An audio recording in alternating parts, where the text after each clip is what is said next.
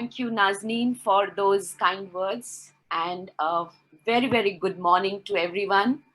I bring greetings to you from Indian Dietetic Association, and I'm extremely delighted that IDA as an association is collaborating with the DIADEC, an international body of credibility which sets standards for diabetes education. And I thank Ms. Ipsita and Ms. Cheryl especially for facilitating this connect. And I think we look forward to this kind of collaboration every year. So because I strongly feel that, nutritionists have a very, very strong role to play in diabetes education. And I think coming together is a lot of strength. So thank you very much for giving this opportunity.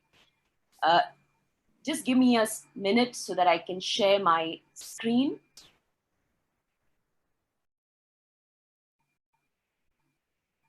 Okay. Tell me if you can see my screen. Yes, ma'am. Yes, ma'am, we can.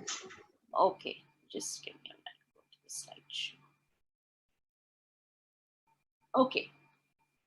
So, friends, the topic which has been given to me is very close to my heart because I've been also working in the space of metabolic health and especially pre-diabetes, using food as an intervention to prevent people from becoming not only diabetic, but I would say pre-diabetic.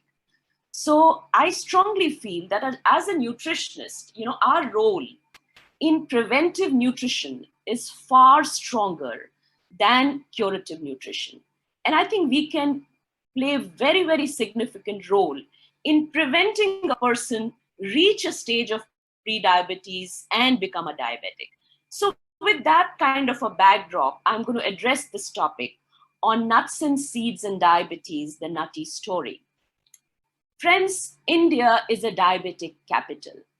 Today, we are at 77 million people with diabetes, and in 2 decades, we will be crossing 134 million people with diabetes. What is most worrisome is that there are more than 40% people, 40 million people, who are not diagnosed with diabetes. That means they are sitting at the edge to just qualify to become diabetics. The national prevalence of diabetes is 8.9%. And friends, I'm sharing this data from a paper in Lancet, which tracks the prevalence of diabetes in India from 1990 to 2016. And what comes out very clearly is that there were certain parts of India which were not there in the map in 1990. But when we look at the scenario in 2016, states like Tamil Nadu, Kerala, Karnataka, Punjab, really top the charts. And another salient thing which we find here is that the onset of diabetes, the age at which the onset of diabetes comes in, has definitely become lower. So people are, both males and females, are becoming diabetic at a much younger age. And if I go one step further to see that what are the major risk factors which are pushing people to become diabetics, it is very, very strongly evident that high BMI and dietary factors. So that's where, friends, I bring you back to my first statement that these are the factors which are definitely modifiable. And that is where a strong intervention through a nutritional approach can really do wonders. We all know that we are genetically predisposed, being blessed with those kind of genes, but I don't think so that we can only blame our genes. There is a lot to contribute through our environment, through our behavioral change, which become a primary driver to push us towards obesity, insulin resistance, and type 2 diabetes. We are a rapidly developing economy, and we see that there's a lot of urbanization taking place. There is altered social and employment pattern. There's greater access to the high fat processed foods, and we're talking very, very strongly about HFSS foods. There's change of food availability and eating patterns. And what we see is there is a lot of dependence on meals and snacks being consumed out of the home. So these are some of the very important lead factors which are pushing us to prediabetes and diabetes. Talking about nuts, I think nuts as a food, they have a beautiful matrix which is filled with components which are so strong in preventing, the metabolic derangements, which is a seat of becoming a pre-diabetic or a diabetic. In addition to that, nuts also have a very strong role in developing a favorable gut microbiota.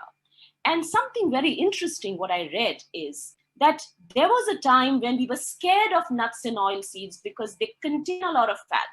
But today, as a nutritionist, we vouch for taking nuts and oil seeds and recommend them as very healthy snacking options.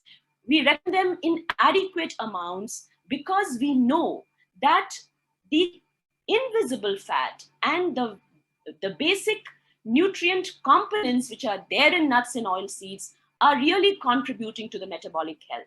And one thing very salient which I want to put here is that even though we conceive nuts as something which has inherent fat and is adding to the caloric intake, but somewhere, if you just understand the science behind how nuts are digested in the body, if we take nuts in the whole fresh state, the physiologically available energy from nuts and oil seeds is much lower than what is documented, because it comes with the added benefit of fiber, which works as a prebiotic substrate to favor the desirable microflora.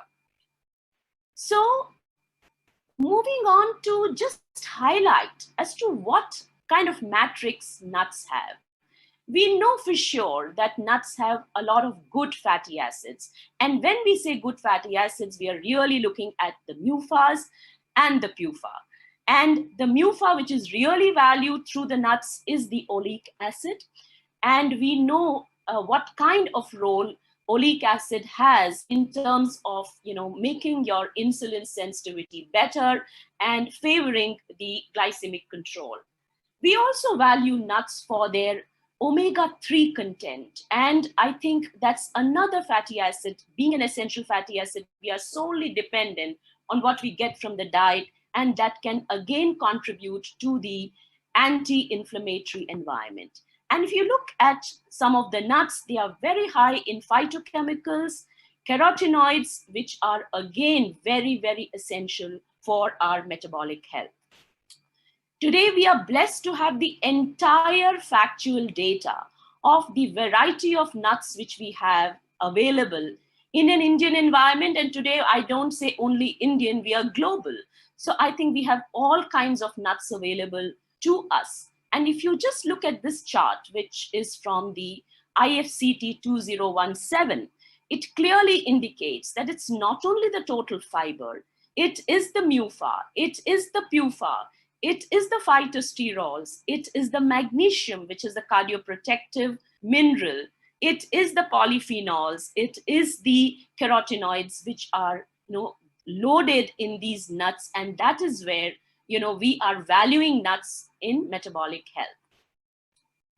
When you review the literature a little bit, you find that role of using nuts and oil seeds is not new. We have meta-analysis of randomized controlled trials, which clearly indicate that, if we are contributing 20 to 25% of the total energy from nuts and oil seeds, it is definitely giving us benefits so far as the diabetes and cardiometabolic risk factors are concerned. There are a lot of studies in relation to almonds, pistachio, peanuts, and all talking about the decreased postprandial glycemia, the benefit which it accrues in terms of improving the gut satiety and working on the gut hormones, and thereby, benefiting in the total cardiometabolic environment. We have studies related to walnuts, and there's a clear indication that increase in walnut intake, the prevalence of diabetes is dropped to the tune of 47%, and individuals with known diabetes and those diagnosed based on elevated diabetes blood markers, the prevalence of individuals with diabetes was significantly lower among the walnut consumers. There are studies on cashews. This is again a randomized controlled trial, which talks about using cashews to the tune of 10% of the total caloric intake in 50 patients with type 2 diabetes. And what this trial tells us is the serum insulin and LDL to HDL ratio significantly decreased in the cashew group compared with those of the controls. However, what we observe, friends, is that whatever studies we are looking at, they're all the studies which are done in type 2 diabetic adults. They are done with adults having, abnormal lipid profile. And they are all studies which are done in countries abroad. There is very little literature in an Indian scenario, that also in a younger age group. So here we had the privilege and opportunity to do a randomized controlled trial in India using almonds as nuts in a defined amount. And this randomized controlled trial looked at the effect of almond consumption on glucose metabolism, hyperinsulinemia, selected markers of inflammation, and lipid profile in young adults and adolescents residing in Mumbai city, India. This trial is one of the first studies in India to examine the effect of almonds on insulin, glucose, glycosylated hemoglobin, lipids, inflammatory markers in young adults aged 16 to 25 years. I'm extremely proud to say that this RCT was conducted by my own institution, Sir Vittal Das Thakurse College of Home Science Research Cell, in collaboration with Kasturba Health Research Society. And I had a brilliant, dynamic team of very, very experienced co-investigate. I was the principal investigator, but I had co-investigators like eminent names like Dr. Shobha Udupi, Dr. Rama Vaidya, Dr. Ashok Vaidya, Dr. Kalita, and I'm so very happy Ms. Cheryl Salas was also a part of this group, besides the other colleagues who worked towards this RCT.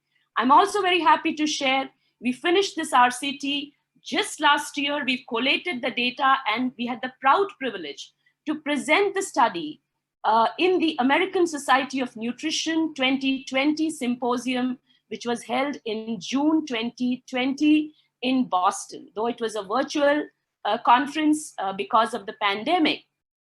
But what I wish to highlight about this RCT is that we screened almost 1,300 adolescents and young adults.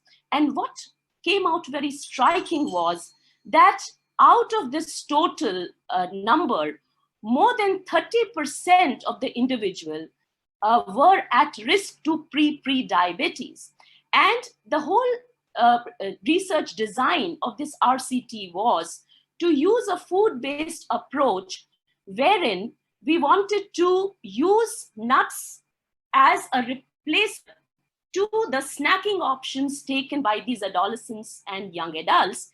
And we used about 56 grams of almonds, which was given to the experimental group, and an isocaloric snack was given to the control group.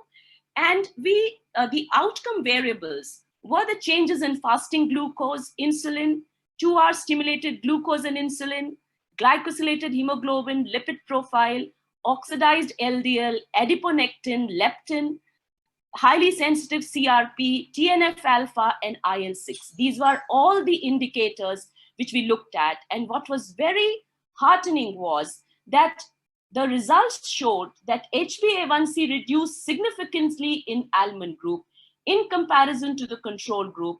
The total cholesterol and LDL decreased in almond group significantly, Post-intervention, not in control group, a marked reduction in inflammatory marker IL-6 was observed in the almond group, though not statistically significant, and the 2-hour stimulated insulin also reduced. The reduction was much more in almond group as compared to control group. So in conclusion, this RCT, which was the first of its kind in an Indian environment on young adults and adolescents, clearly indicated that the use of almonds in a defined quantity, replacing the high sat fat, high refined based snacking options, which is very prevalent and predominant in this age group, brought about beneficial effect on glycosylated hemoglobin, hyperinsulinemia, insulin resistance, lipid profile, and inflammatory markers at an early stage that even precedes diabetes. So inclusion of almonds as a part of a balanced diet has the potential to be a nutritional food-based strategy to prevent progression to further metabolic dysfunction, prediabetes, and further to type 2 diabetes. I did invest time to explain and share these results. We are going to publish it very soon, but it is of importance that we are creating Indian evidence and contributing to this literature to talk about the use of nuts in the prevention of diabetes. Now, when we talk of oil seeds and diabetes, the components of oil seeds are no different from nuts. We still value them for MUFA and PUFA.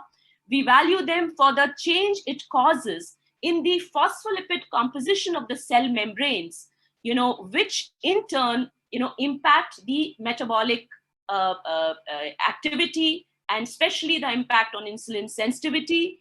We know MUFA stimulates the GLP-1 secretion and improves the efficiency of beta cells. This peptide acts in the clearance, regulation of postprandial glucose and insulin sensitivity. We also value nuts in oil seeds for high magnesium content. And we know that high magnesium content, is valued for its beneficial effect on the glycemic control. The hypomagnesemia, which is implicated as a cause of insulin resistance, is, very much documented. And there are studies to show that acute hyperglycemia, leads to the kidney's ability to retain magnesium, and that's why hypomagnesemia gets highlighted in diabetes. So the correction of this depletion definitely improves the response and the insulin action. In addition to that, the nuts and oilseeds I mentioned, they also add to the fiber content, and especially the soluble and insoluble fiber. And we know the chain of pathways it has, either by reducing the postprandial glucose surge or through short chain fatty acid, reducing the hepatic glucose production and stimulating the secretion of GLP-1. I could, find two studies in peer-reviewed journals on flax seeds. And one study looked at the effect of flaxseed-enriched yogurt on glycemic control, lipid profiles, and blood pressure in patients with type 2 diabetes. And what came out very clearly, though the study was again done on 57 patients with type 2 diabetes, they were given 200 grams of 2.5% fat yogurt containing 30 grams of flaxseed, and the controls were given the plain yogurt for a duration of 8 weeks. There were significant differences in glycosylated hemoglobin, total cholesterol, triglyceride, systolic and diastolic blood pressure, but there were no significant differences in LDL, HDL, waist circumference, and body weight. Similarly, there's another study which talks about the use of flaxseed powder on insulin resistance indices and blood pressure in pre-diabetic individuals. And what we are looking at in this study is the use of 40 grams and 20 grams of flaxseed powder used daily for 12 weeks. And finally, what came out of the study was that the 40 grams of flaxseed powder significantly lowered systolic blood pressure, but did not improve the glycemic or insulin resistance indices. So friends, ma'am, we request you to wind up in the next 3 minutes, please. I'm on my summary points, Nazreen. That's my last slide. So I just like to summarize by saying that there is a need for a food-based intervention to arrest prediabetes and diabetes at an early stage and prevent complications. Substitution of nuts in amounts ranging from 45 to 55 grams, which may amount to 20 to 25% kilocalorie, has shown beneficial results in terms of decreasing glycosylated hemoglobin, decreasing LDL, decreasing inflammatory markers, and nuts and oil seeds are simply can be used healthy snacking options instead of rampant intake of FHS as food, and development of food product options using bioactive ingredients is the way forward to get nutrient density with palatability.